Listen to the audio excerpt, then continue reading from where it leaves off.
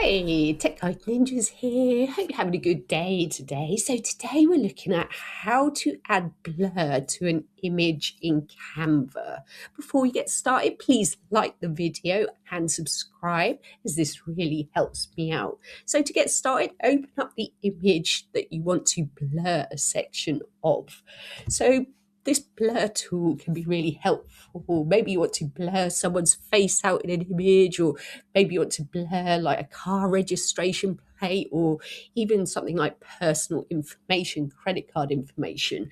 So this is how you do it. So when you have your photo open, we're going to click onto the photo, then we're going to click onto the edit tab. From there, the tools section at the top, we're going to click on see all. Then you should see a tool that says blur. So I'm going to click on there.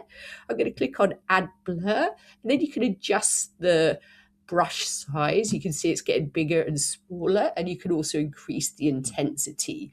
So when you're happy, go onto your image and use the brush to add where you want the blur. So for this tutorial, I'm going to blur out this lady's face.